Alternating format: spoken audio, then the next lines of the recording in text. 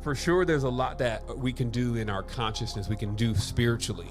But in the physical realm, for the physical being, it generally takes that you change something about your pattern, your cycle, your regimen, etc., to actually see that transformation into other spaces in your life.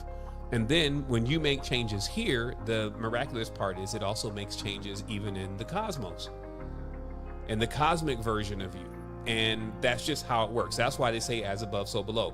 So while many have gotten used to just maybe trying to use their higher self or using their higher self to affect things in the physical reality, some have wised up to, well, hey, why don't we get the physical reality self also to start making that connection and rising into that vibration? So it's more than possible. And then you kind of do the touch finger thing. That to me is what that whole thing about with Leonardo and God and all the whoever's in touching God's finger and all that, and then that being the symbol of singularity. And what it's all really about is that you actually realize that this other aspect of things, this great aspect of things that you revere, if you still have that part of your consciousness intact, that at every single point is just you at a higher magnitude. The following clip is exclusive content from the university. Access over 300 videos and 26 courses with advanced metaphysics on demand. Jump in live chats with Savan and the rest of the tribe. New materials are available monthly along with guides and regimens. Subscribe today and save $25 off your first month membership. Links are in the descriptions. Subscribe to Secret Energy TV or this channel for future show notifications. Wholeness. I feel so much of the energy this evening. I was like, man, why are you just off the chain right now? Could you bring it in? So, because we got to do the build. I mean, you got to land back in the thing. And I was like, I'm not sure what's going on. Full moon. First full moon of this time right now. Like, I remember, we know, I just have to admit for the record that the beginning of the year starts in March. So we're not gonna, we're not gonna play the off Gregorian calendar game, but I will say that it is a good time to springboard into the transformation, right? Like starting to build to it. So every people that are celebrating on the first, they may not feel that exact momentum that it takes to make big transformations in your life. It's kind of like, it's like you're running upstairs and you miss a step. You ever miss a step and it just be like, oh, and because it's just like something out of sequence. So that's what it would be like to say that this January is officially the time of abundance, because the time of abundance for sure is based on the transformations that you witness within nature. And you will see around March that it just gets super abundant. That's why Easter is there, the choosing of the Easter, all of this stuff is all around that time, because that's the point where we begin. So what this is about that preliminary. As I said, it's resolution. That's what they call it, New Year's resolution. And most of the times that you would come in contact with the resolution as a word any further than that would be within your monitors or your cameras. And the higher resolution you have, the clearer things are. So we get the resolution started early.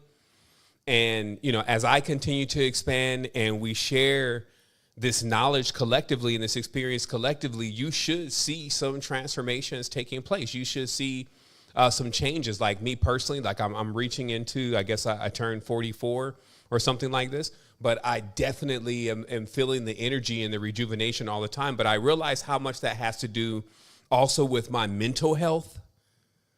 Because like your mental health can really, really destroy your perfect being. Like it is possible. Like sometimes you'd be thinking, man, is it just my body? And, if being prone to depression and experiencing large amounts of distorted energy, it just, it could do something to the body. And just in that same token, you can also heal yourself with a very, very bright, positive, very, very balanced energetic. So that's what we're going to be getting into this evening. I first want to lead off with this about a deep introspection, as again, I attempt to ground on this full moon. A deep introspection just about how we can see this continuous, powerful metaphor exist through all of the beings that we inhabit. And this is that a very small part of the whole, when not functioning properly, can indeed affect the whole vessel, right? So we're talking about like a slightly maybe broken or fractured toe, which is a very small part of the body, and then the whole body feeling it at every single step.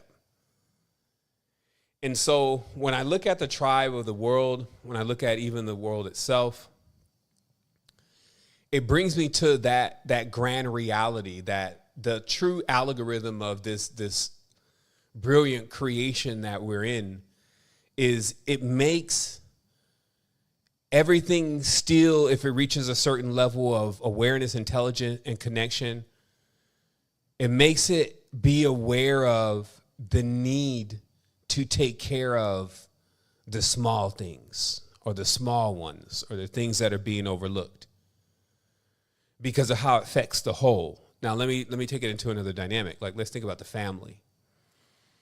And in the family, one member in the household getting off track equals for the whole family discomforts, right? And you've experienced it before. Some of us just don't have one member in the family. So once again, you have that unit that needs to function as a whole, the mother, the father, the children. Everybody has to function as a whole to be in singularity, be synergized with the cause that the family has elected to be the endeavors that they want to pursue. And then they all empower each other to do that. But when one part of it is not functioning well, it affects the whole. And so again, the reason why I'm mentioning this is because some people don't think they really know what's happening in this world and in this universe and what their purpose is and what they're supposed to be doing. But the sheer existence itself tells you very directly how it put itself together. And so that makes me realize again how brilliant this is, because even as beings that, you know, have so much power and so much ability as sovereigns, there's still that hardwired part of the reality that says, but hey, yeah, but the reason why we're all here is to maintain those that need that maintenance. And as I said before, like I feel like when they said that it was a garden in the beginning, I feel like the first members of that garden were the gardeners, right? And we already synchronized how this word gardener is the word guardian. And that you have at minimum, like if you're trying to figure out what do I do in the universe, what am I doing here in the universe of cosmos, you have at minimum, if you want to call it a responsibility. See, when responsibilities are given, it's like getting something that is very valuable. And so when someone or something gives it to you, now, you know, this is a responsibility. So you become imbued by that responsibility. That's also a very strong Mars trait, very strong number 9 trait, is that it's for the king, for honor, for country, this feeling or vibration. And just that alignment with, but yes, the charge is that we preserve the system. So then when you can imagine that if you were going at proactively just things that were faltering and you repaired it, if you may, got it to reflect on itself and balance itself back out again, parts of your body. Every time you do that, people around you, every time you do that, it actually brings things closer into this level of perfection that we're looking to reach here. But you can also imagine, though, that several parts can be broken within a body and it still be alive. And this is one thing that I reflected on with this awareness about Earth. Is that Earth is indeed alive. But for sure, yes, all the things that, like the crystals that are being removed, the oil and this kind of stuff, it breaks things, right? And it requires us to overall, as a civilization, as they will call it, to be able to be proactive about putting those things together, putting them back together. And so I know for sure that the knowledge and the wisdom discussed here within the space of secret energy is the knowledge and wisdom that is capable of giving you and empowering you to be able to make these transformations in the space, in the realms, and in the dimensions that you're actually in. including the dream space. And, well, I guess I'll say that for later on, but I have some insights about, being able to swim better in the dream space. But I just won't go on that tangent right now. What I will do, though, before we, dive into this scrumptious meal of regeneration, is I will begin with having or extending the opportunity and having the opportunity myself, just to touch and connect, just to say, all right, well, I get it. Massive knowledge again, afterlife and everything beyond that, infinity, big smiles, health, regeneration. Okay, I know what's happening. But it's like, okay, well, how about this? How about we say that right now the most powerful form of regeneration is actually to be present, and then agree to actually be here, not beside yourself, not somewhere else, not still within that last situation giving you anxiety, that thing that broke right before you got on the phone, that person that you need to call, the one that's coming home, all of that, right? So all that in the future, and you there already dealing with those situations, but actually taking a moment and drawing it all in, hyperdimensional being, and being actually here for yourself to touch and connect for the universe, because this does count. They are amongst the count, and this does count. That when we come into the space and we agree that unified connection that we've already been able to achieve because we understood exactly how valuable it was, that we stand in that internally, just as the spine is erect, not bent, that we are actually here and we're awake and we're on point and we're enjoying the space. We're enjoying who we are and we're enjoying each other. And because of that, that means we've put together this perpetual energy. We've put together this fusion. And this perpetual energy, this fusion, is actually giving us a space that is beyond time, that can always be accessed if at any point you feel like you're lacking on something that you prefer. And that's what it is, and that's what it's about. So, Wholeness and Balanced Vibrations Tribes, thank you so much for being here. It's great to see you. Yes, okay, so I think this is the 15th year, okay. That's good. Now we got a good foundation under us. So, again, just in that realization that we want every being around us to be as strong as possible. We do know that beings are going through their process and their experience.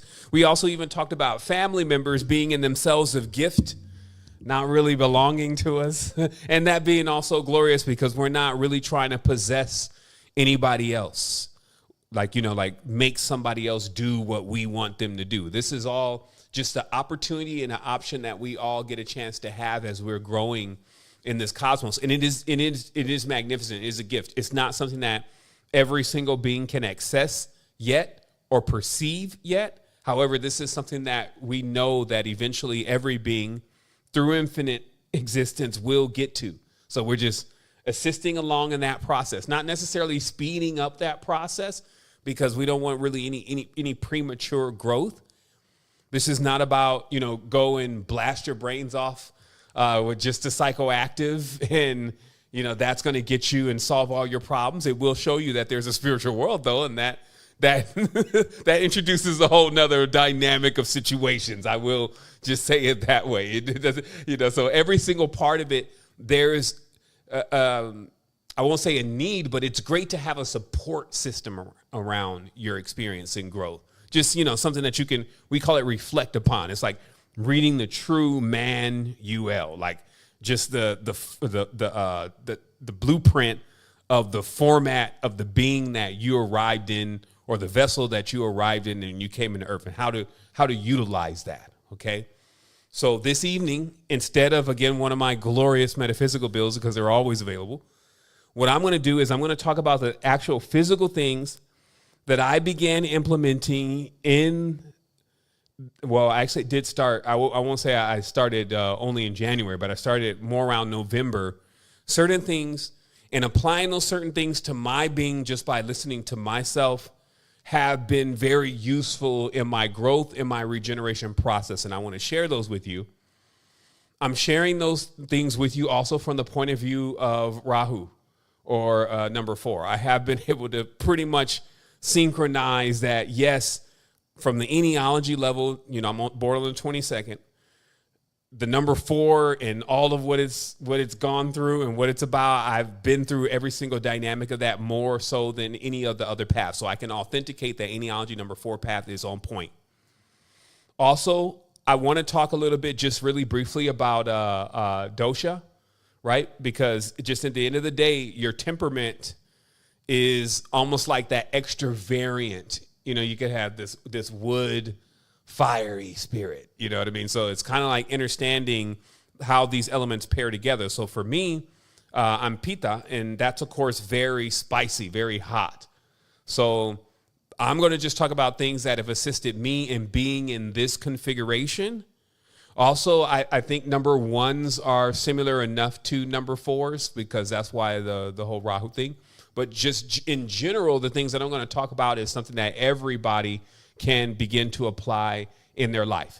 Now, also remember, the goal of today is that, like, we're going to continue this metaphysical metrics, but I want to invite also our brother Bobby to come in and to talk about some of the things like the CMOS and just kind of how to make it yourself, where to get it from. We have another brother that is always in the tribe, and I'll share some links in this bill, and he's secured quite a few different things that will assist you along with just the whole regeneration process. So we're just going to get it happening today. So the first thing is that, I already did the first thing, but what kind of modifications have you made in your life, right? Because let's imagine that for sure there's a lot that we can do in our consciousness, we can do spiritually. But in the physical realm, for the physical being, it generally takes that you change something about your pattern, your cycle, your regimen, et cetera, to actually see that transformation into other spaces in your life. And then when you make changes here, the miraculous part is it also makes changes even in the cosmos, in the cosmic version of you. And that's just how it works. That's why they say as above, so below. So while many have gotten used to just maybe trying to use their higher self or using their higher self to affect things in the physical reality, some have wised up to, well, hey, why don't we get the physical reality self also to start making that connection and rising into that vibration? So it's more than possible. And then you kind of do the touch finger thing.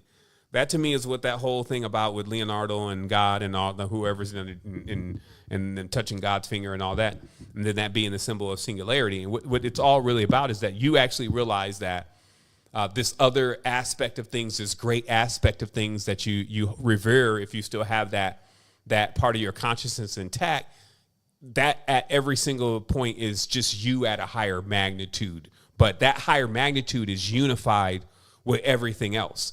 And that's why I was trying to explain that today on a post that I created.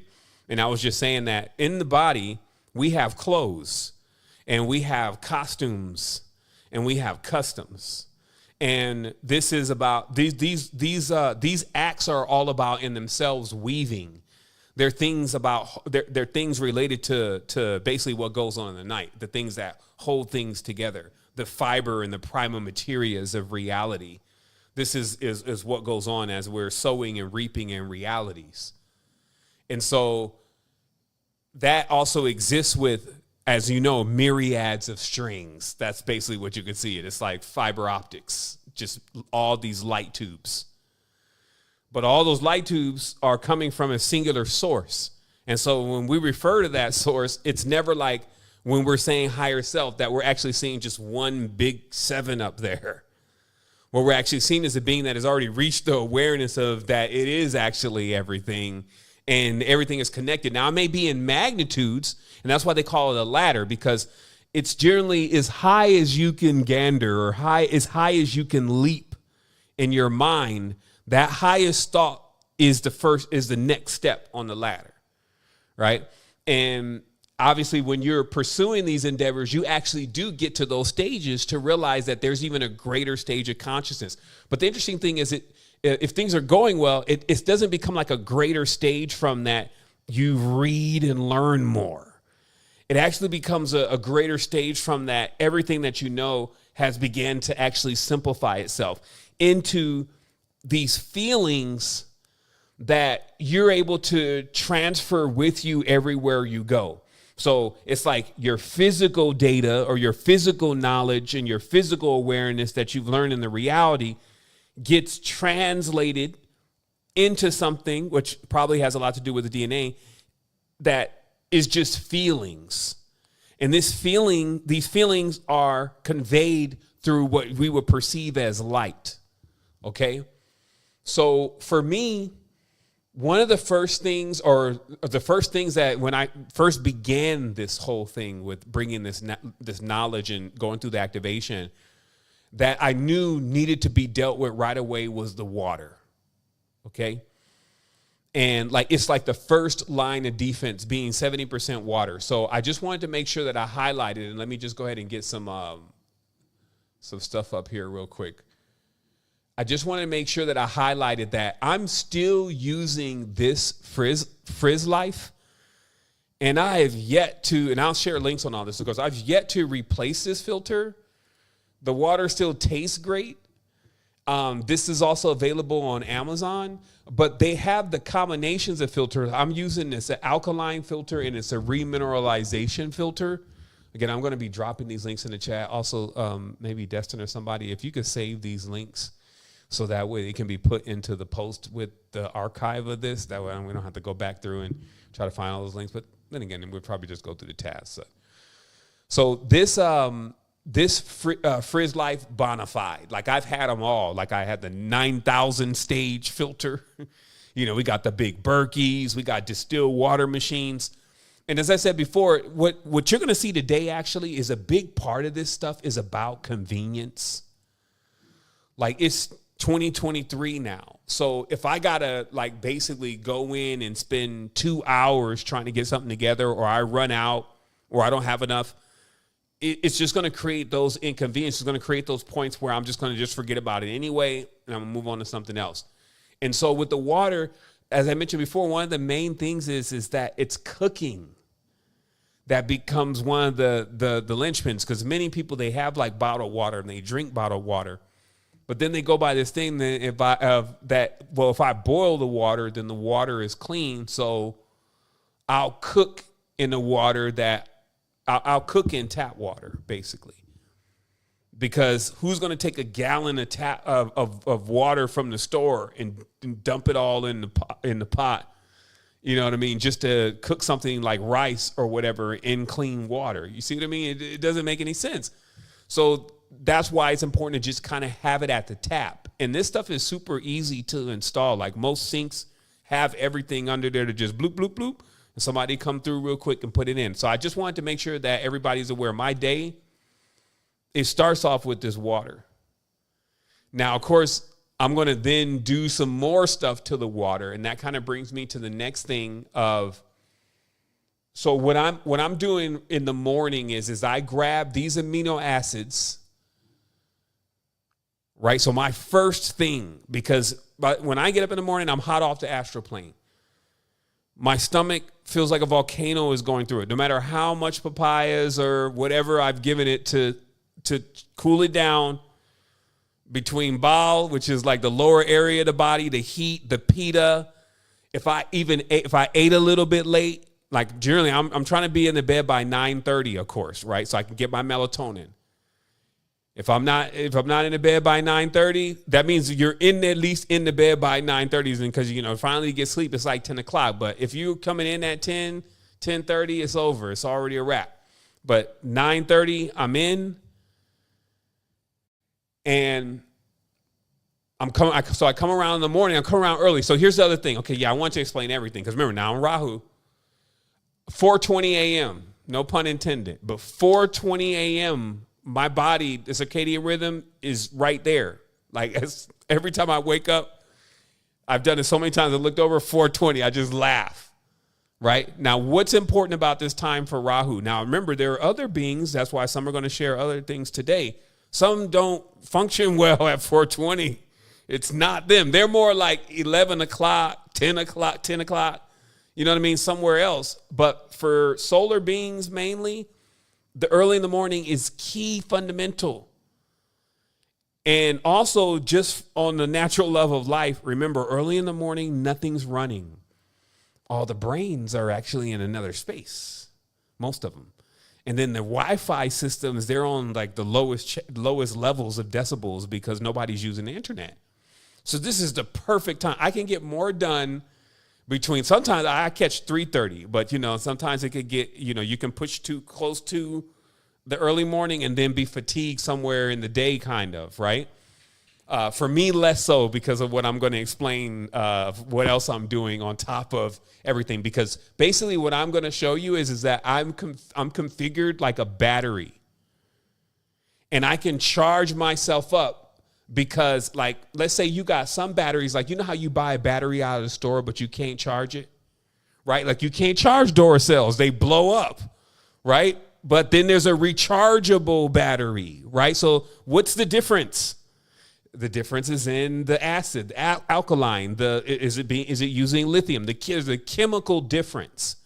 So this is kind of what I'm going to explain because I don't really get sleepy at all, but I really do go to sleep too. I put myself into like a state of where I really just get so calm. I go to sleep, and I just call it on standby because I'm still cruising across the top layer of sleep.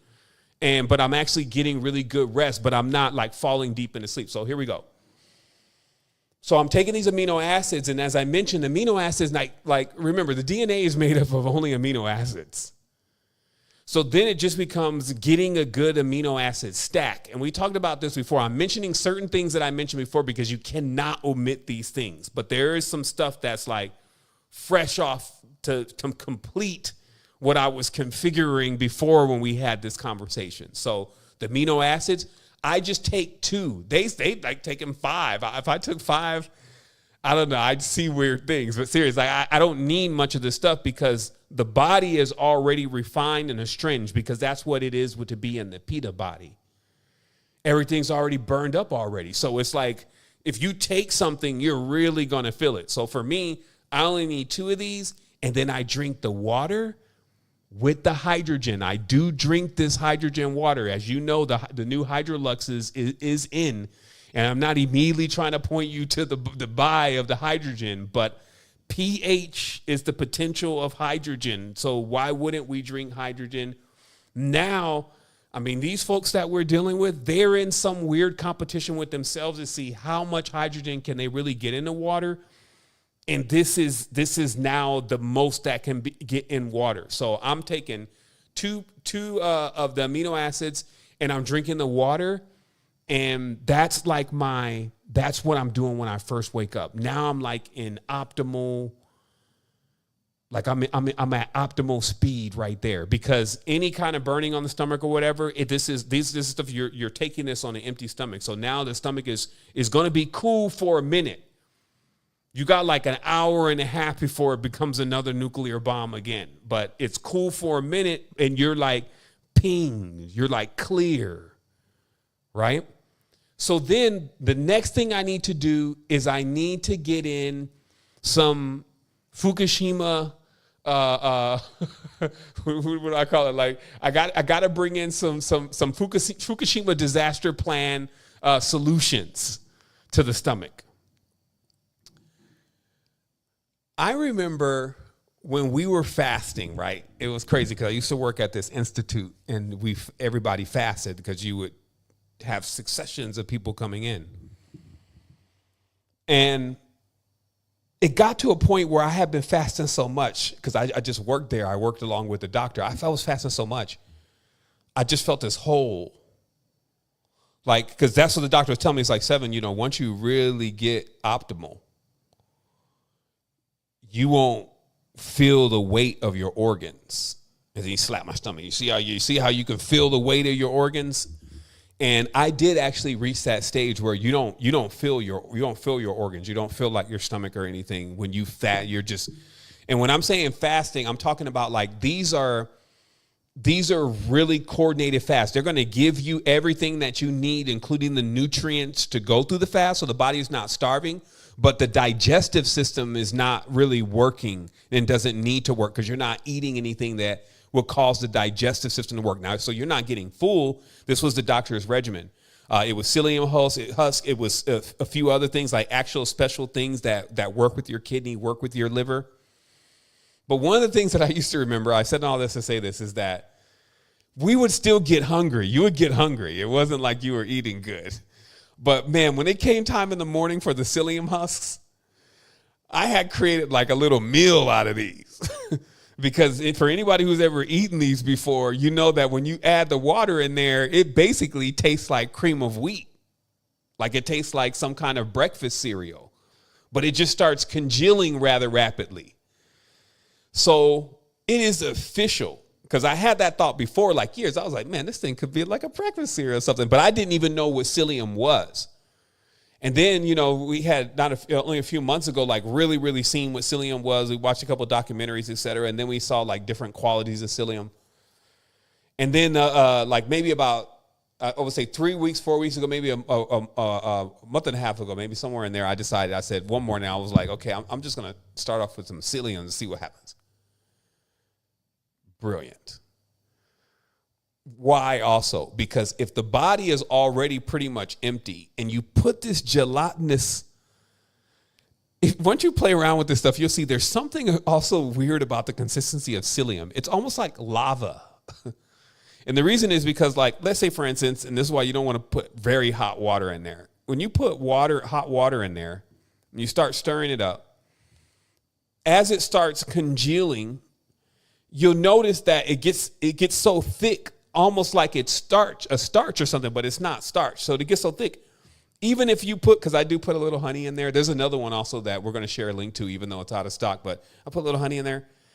And if you don't start drinking this thing and get to this thing, it's like almost like the honey can't even penetrate the center of this thing. So it has a very, very weird consistency. And this is why once it gets into the colon, as why we were always using psyllium in the cleanse, it blows up like this.